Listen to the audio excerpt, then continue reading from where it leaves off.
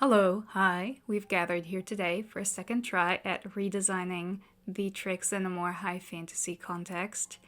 Now, you might have some questions such as why and huh, which are valid things to ask and which I'll do my best to answer later.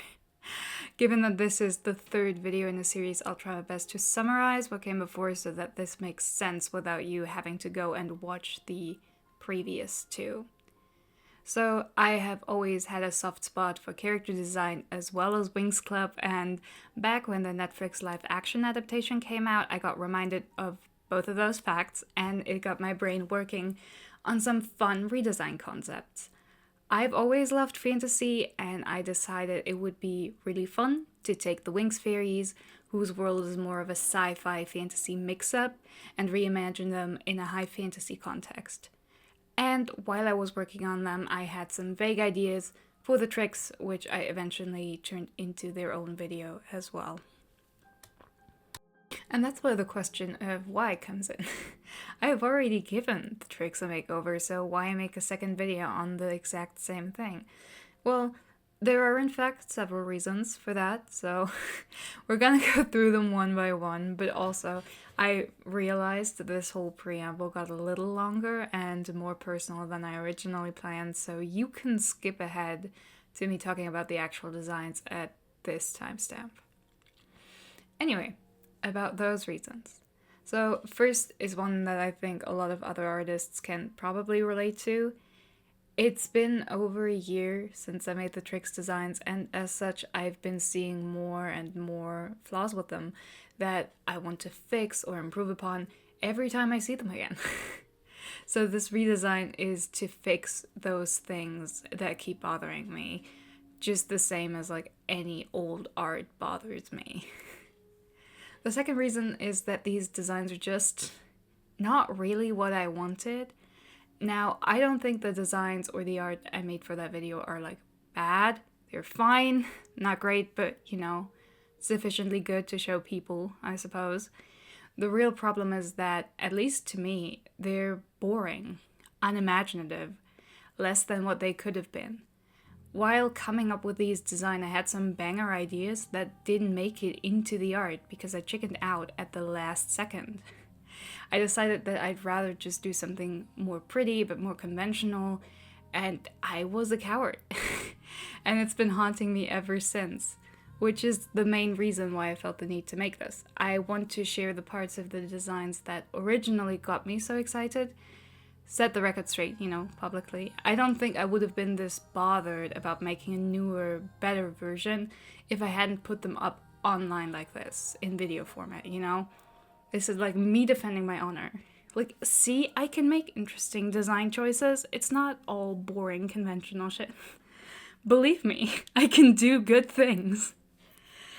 But yeah, now for the third reason, it relates to the second one, but it's also the most complicated to explain.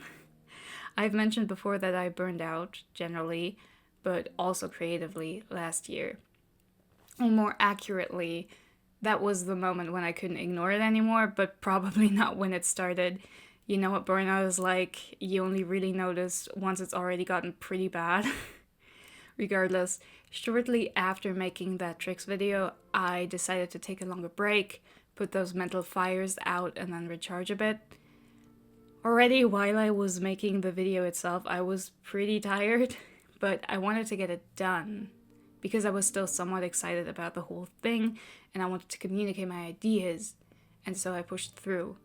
And because I was in the mindset that I just needed to get stuff done, I didn't leave myself the time to pause and consider if it was going in the right direction or if it reflected on the final result, right?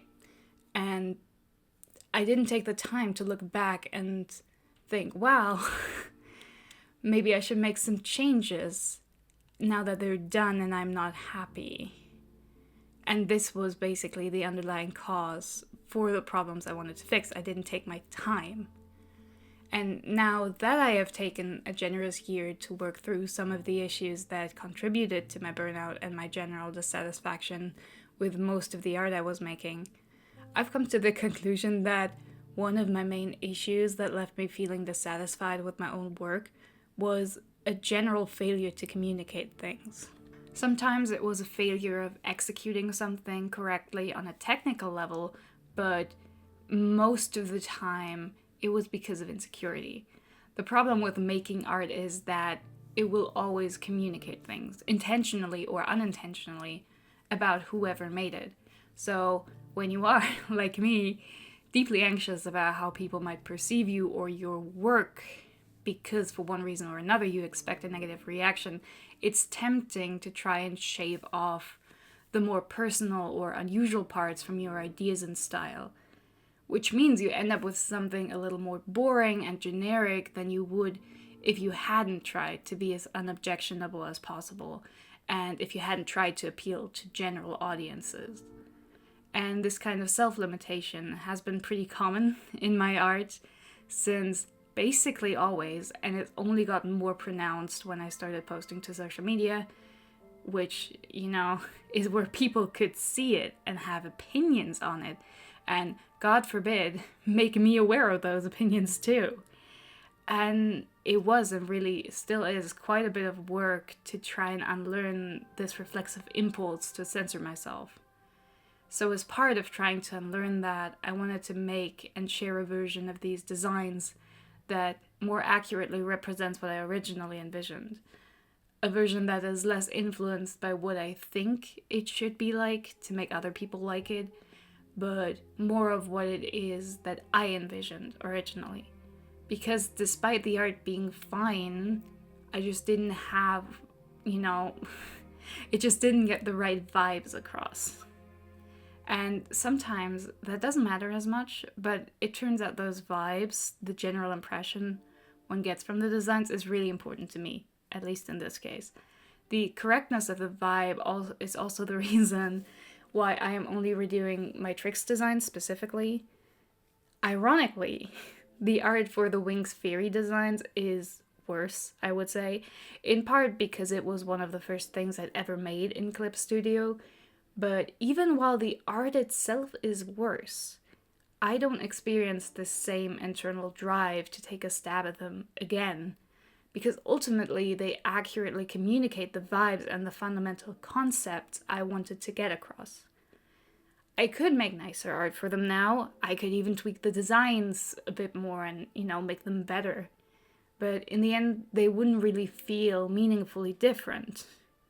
And I'm very happy that I have this as a comparison, so I know that my dissatisfaction with my Trix redesigns isn't the same as looking just at any old art and thinking I could do better now.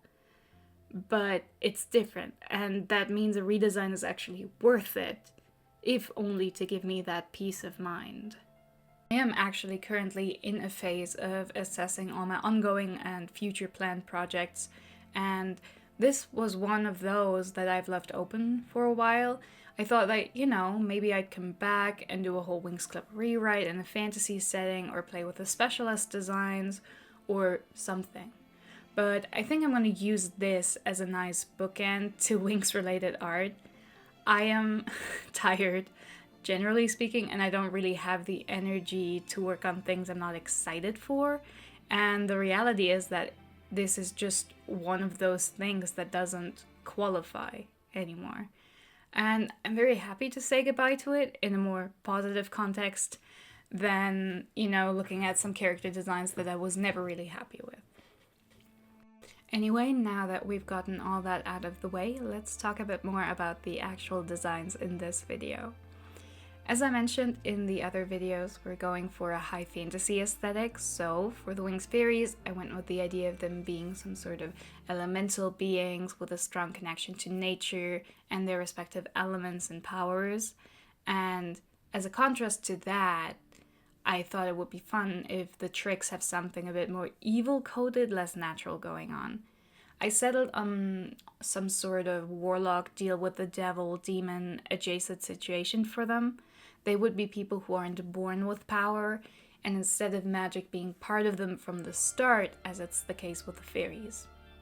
To gain power, witches would trade something of themselves away for it, which then in turn would make them both more and less than human.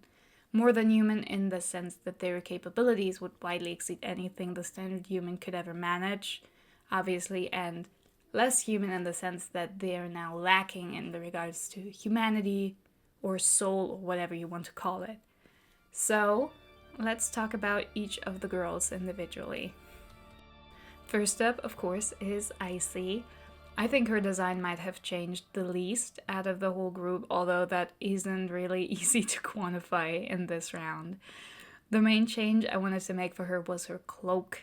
I had always wanted something ripped and torn, but then I just kind of settled for a cloak with some very small and unobtrusive tears in the hem. I can't believe I did that. It looks so silly looking back. Anyway, she now has a really torn up cloak. That thing has been ripped, not to shreds, but it's certainly not fully intact anymore. And I wanted it to be just another little element that would make people give her a bit of a side eye on the street if they saw her. Never mind that the claws and the dark sclera are probably earning her more than just a side eye already. But you know, I wanted her to look a little off. Another big change to the design I desperately wanted to make was in regards to the colors. Again, technically the colors in the other version are like fine. They're covering a nice range of darks and lights, very evenly distributed. It's nice to look at, but ultimately it just doesn't fit the vibe I wanted. She looks nice, but not kind of sinister and off-putting, which is what I originally envisioned. You look at her outfit and think, oh, that's nice, and not, oh, there's something wrong with this woman. I kept her cloak blue the last time because her cape in the original, design in the animation is dark blue. But this time I took the plunge and made it all white and light gray. I imagine if she properly closes it up, she can be like some sort of ghostly apparition and sneak up on people she's hunting or stalking, or whatever evil witches get up to in their free time. I just think that would be a fun thing for her to be able to do. Another thing I already had in my design notes originally, which ultimately didn't really make it into this design either, unfortunately, but that I still wanted to mention, is that I wanted her to have this kind of hollowed out, emaciated look of someone who'd been lost outside in the cold and slowly withered away for a long time. It was supposed to go with the idea of the witches losing parts of themselves to grow their magical powers, both in a physical and metaphorical sense. So she would obviously lose humanity, but also her body would change the more power she would acquire. In my mind, I imagined her as appearing as human-shaped, but still somewhat discomforting dark smear in the white winter landscape. And for that look, I decided to keep her outfit pretty simple and all in the same dark, cool blue. Not much of a departure from the show design, really. I think I was a bit too afraid of going for really dark colors in the first design, just because ice and snow are typically associated with white and lighter blues. But this time around, we already have the white cape, so dark blue for the rest of the outfit it is. And even now, looking at the finished version of this newer design, I still think I could have pushed it a bit farther, but ultimately I felt like that may be more in the horror direction than I wanted this little project to go. And I was very tempted, but Winx is ultimately very lighthearted, and even though the Trix are villains, they don't need to look legitimately creepy, right? Being cool and a little unsettling is enough for this, which I hope I managed. But I am also aware that I still played it pretty safe with all of these. Now let's talk about Darcy. Her design was actually the main reason I really wanted to take a second stab at all of these designs. That's not to say I don't like how the other design came out visually. It was very pretty, and it is probably my favorite out of the whole set of 3. However, it was also the design where I held back the most compared to my original idea. What I wanted to go with for her was the concept that since she was sort of a personification of the dark, that she'd be carrying it around with her wherever she went. And to visualize that by making the inside of her very long hair be entirely black, so that anyone who looked at her would also see this gateway into the void, which would be probably really unsettling to look at in reality in that situation. But most importantly, to me, it would look really rad in a piece of art. And because I was worried I wouldn't be able to do this concept justice, I just scrapped that part of her design the first time around. Like an idiot! It's such a delicious idea, and I'm still so angry at past me for that. What a terrible, terrible choice. Anyway, this time I didn't skimp out on the most interesting aspect of the design, and I tried my best to get the idea down. I don't think it looks as cool as I imagined it, and that's probably just a skill issue on my part, and the fact that I don't like experimenting super much when I am recording. Like, I know I can just edit the footage in post and hide any embarrassing parts, but it still feels more stressful to make art while recording, and it makes me want to get it done as fast as possible. Anyway, because of how I wanted to do the hair, I also ended up changing her pose significantly from the last art. As you may or may not have noticed, the icy illustrations is practically in the same exact pose as the old one. Alas, for Darcy, I decided I also wanted a full frontal view, so one could really appreciate what I was going for. Other than that, I made some more small-scale changes, mostly simplified her design a bit, and also gave her some see-through sleeves, because looking back, her just having the jewel-studded bands over her shoulders and arms looks kind of silly, not gonna lie. And maybe it's because I like the first version of her the most out of the trio, but I struggled more with her here than the other two. Even though I really liked the concept, the drawing I ended up with at the end here of the recording was kind of but at the same time I didn't really know what was bothering me or how to fix it. So I ended up going back to it after I finished the Stormy illustration and made some changes that made it quite a bit better, in my personal opinion. Alas, you'll have to wait to see the fixed version at the end of the video. And finally, Stormy. This one is an interesting one to talk about because, as I've said in the previous video, I think she has always been my least favorite of the trio, and on top of that, I also struggled with even coming up with a good concept for her. Maybe other people feel differently, but I think both ice and darkness are powers that lend themselves much more easily to visual design elements and representation than storms. This isn't at all helped by the fact that when I think of storms, I don't think of dark pink or dark red. Both Icy and Darcy are so much easier to design for than this woman, I swear. I also don't love her hair color in combination with her outfit. But whatever, it is what it is. They can't all be my favorites, you know? And for a while, I was really waffling about trying to come up with some good design changes to make. In the first version, I was really happy with the long flowing sleeves, and I do think that for that lineup, they fit very well. They hit that fancy and elegant vibe that those designs have going on. Ultimately, I put some see-through sleeves in this design as well, mirroring the ones in Darcy's design, but I kept them short and unobtrusive. What I did do instead, finally, was to give that woman a cape. Yeah, a cape.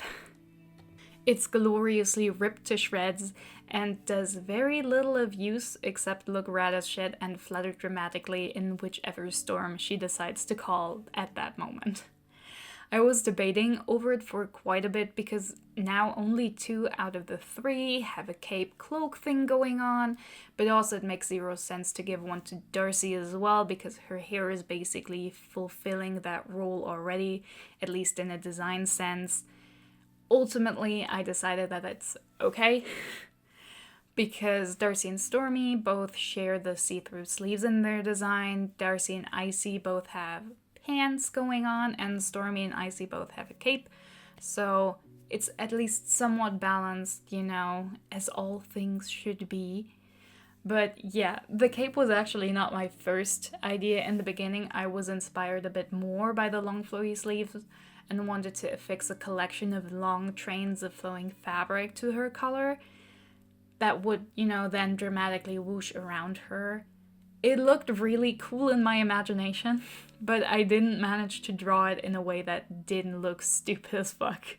So I settled for a cape. In the end, I'm pretty happy with that one, honestly, even though it was kind of a compromise at first. Like with Icy, I made some changes to her outfit colors. For her, I increased the value range in her outfit so that she could also have some very dark and some very light elements in it, and it's not all the same mid-tone shade of pink, red, whatever you want to call it. It's a nice shade, don't get me wrong, but variety is the spice of life, as they say. I also think this makes her fit in with the other two a little better, since in the previous version their outfits are generally kind of darker than hers, and I hope that this one is a bit more balanced in that regard. I first thought of making the cape dark and her dress lighter, but then I ended up changing my mind, and I'm really glad I did. I could imagine the whole cape lighting up from the tips every time she charges up some form of attack or throws lightning at people, or, you know, whatever she's doing with her powers. Side note, but while looking at some art from the series, like official art, after I finished all of these designs, I realized that Stormy wears tights in the show. I totally forgot about that, like, entirely. And apparently this isn't even the first time. I also just straight up forgot about them in my first round of redesigns. I mean, they didn't really fit the vibe I was going for anyway, but it makes me wonder if I'd come up with some cool design alternatives inspired by it if I had remembered. Oh well, you know, it is what it is. I'm glad all the Trix are repping the modesty brand, you know. And yeah, entirely unexpectedly from my side, Stormy ended up being my favorite illustration from this set, even though she was my least favorite the first time, and I didn't even set out with a strong idea on what I wanted to do for her. Or maybe it helped that I had no expectations. Either way, the whole thing fucked so hard that I felt bad about the other two and had to go back and fix them up to look a little cooler, just so they wouldn't be overshadowed to an insane degree. But yeah, now that I've worked through all of their designs, I am really, really glad I took a second stab at it. If there is one thing I would like you to take away from this, is that it's probably best to keep going after your first attempt, especially in regards to character design. Don't settle for your first draft, especially if you know you could do better. And please do not water down your own ideas just because you're scared you might not execute them as well as you imagined. It's infinitely worse to look at something you made and know you purposefully settled for a lesser version. At least that's my experience. I am perpetually haunted by all the art that I made that's just kind of mediocre and unimaginative because I was too worried of what people would think and too worried whether I might, not live up to my imagination and to be too scared to even try properly. I will always have them in the back of my mind and I am not happy about it. Anyway, let's now have a look at all of them lined up together. It's kind of a shame that Icy doesn't fit into the symmetrical pose thing the other ones have going on, but I am so happy with how all of them turned out after I went back and fixed a few things. It was absolutely worth doing. Kudos to you if you made it all the way to the end of this incredibly self-indulgent video. I hope you had a good time. I would love to hear if you think these are an improvement, and of course, if you have a favorite. I hope you have a good rest of your day, and I will see you around.